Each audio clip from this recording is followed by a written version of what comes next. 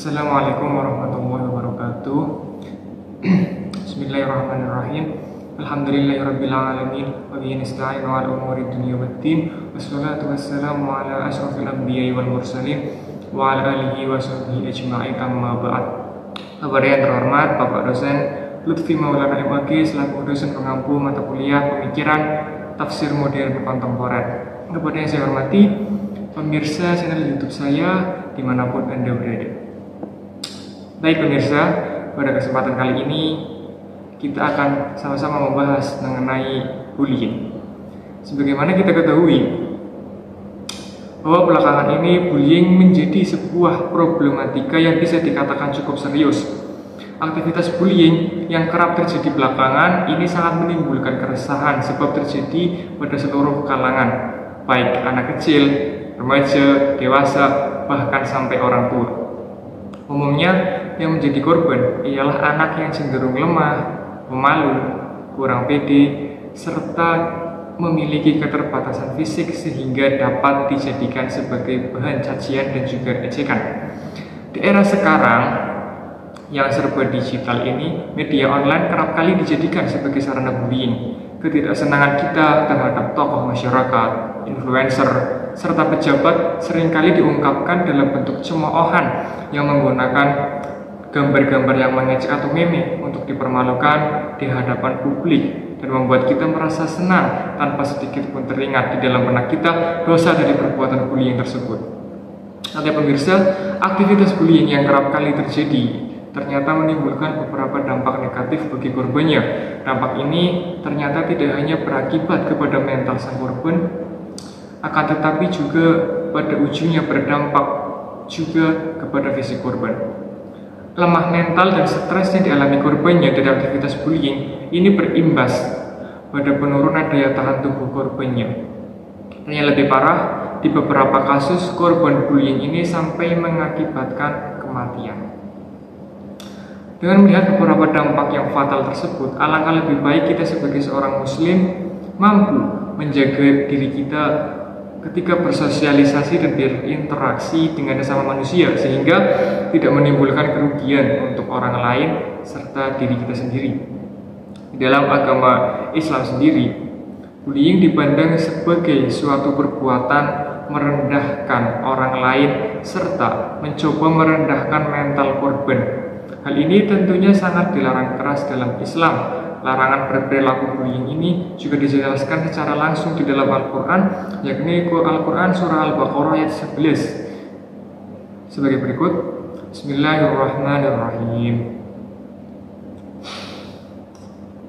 Ya ayyuhalladzina amanu la yaskhar qaumun min qaumin asa ayyakunu khairan minhum wala nisa'un min nisa'in asa ayyakun khairan minhun wala talmizu anfusakum wala tanabazu bil alqab bi'sal ismul fusuq ba'dal iman wa man lam yatub fa ulaika humudz zalimun. Ya, artinya, wahai orang-orang yang beriman, janganlah suatu kaum mengolok-olok kaum yang lain, karena boleh jadi mereka yang diolok-olok itu lebih baik daripada mereka yang mengolok-olok. Dan jangan pula perempuan-perempuan mengolok-olok perempuan yang lain, karena boleh jadi perempuan yang diolok-olok itu lebih baik daripada perempuan yang mengolok-olok. Janganlah kamu saling mencela dan juga saling memanggil dengan julukan yang buruk. Seburuk-buruk panggilan ialah panggilan fasik setelah beriman. Siapa yang tidak bertaubat, maka mereka itulah termasuk orang-orang yang zalim. Selanjutnya mengenai sebab nuzul ayat ini berkaitan dengan perilaku kebiasaan suku Bani Tamim yang ketika bertandang ke Nabi Muhammad SAW, kemudian mereka mengolok-olok sahabat yang fakir miskin. Namun riwayat lain menyebutkan jika ayat ini turun itu berkenaan dengan beberapa wanita di Madinah yang pernah menegur Safiyah binti Huyai dengan kata yang menyakiti. Ada pula yang mengaitkan sebab turunnya ayat ini dengan situasi di Madinah, yang mana orang-orang Ansor pada masa itu mempunyai banyak nama yang seringkali mereka dipanggil oleh teman mereka dengan nama yang mereka tidak sukai. Oke pemirsa, selanjutnya mengenai pembahasan tafsir, saya di sini mengutip tafsir Munir karya Wahbah Zuhaili. Wahbah Zuhaili menafsirkan ayat ini sebagai berikut, yakni ya ayyuhalladzina amanu la yaskhar qaumun min qaumin. Maksudnya ialah Allah memerintahkan untuk tidak mengolok-olok satu sama lain, karena siapa tahu yang diolok-olok itu jauh lebih mulia, yakni dalam hal ini sebagai kedudukannya di sisi Allah Subhanahu wa taala. Perbuatan tersebut merupakan suatu bentuk keharaman yang diperkuat dengan kalimat asa ayyakunu khairam minhum, yang menjelaskan alasan pengharamannya. Larangan tersebut berlaku baik untuk laki-laki maupun perempuan dan tidak terbatas pada perkumpulan saja, melainkan juga individu. Kemudian ada kalimat wala talmizu anfusakum, yakni jika ditafsirkan dalam tafsir Munir ialah orang yang mencela saudaranya sama saja dengan mencela dirinya sendiri, karena mereka semua merupakan kesatuan seperti kesatuan jiwa. Selanjutnya wala tanabazu bil alqab, merupakan sebuah larangan untuk memanggil atau menjuluki sebagian yang lain dengan panggilan yang tidak mereka sukai atau bahkan sampai membuat mereka marah. Namun dalam hal ini terdapat pengecualian, yakni jika kita memanggil dengan julukan yang mereka sukai atau tidak menyinggung, maka tetap masih bisa diperbolehkan. Bi'salismul fusuqu ba'dal iman, maksudnya ialah mencela seseorang yang sudah beriman dengan julukan yang buruk seperti fasik, kafir, dan lain sebagainya. Ini merupakan sebuah larangan karena termasuk perbuatan yang menyakiti qalbu.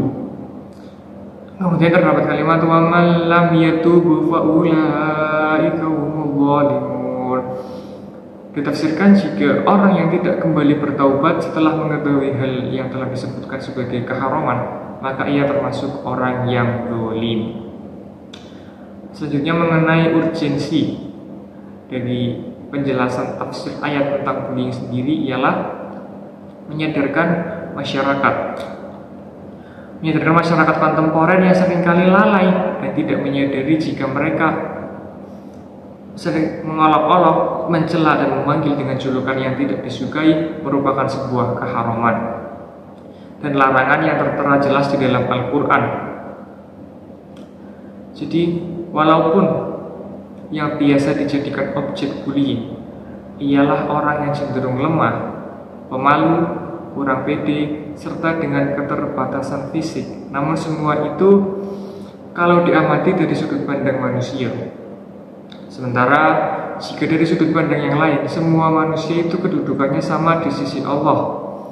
Malah bisa jadi orang yang dihina lebih mulia kedudukannya di sisi Allah.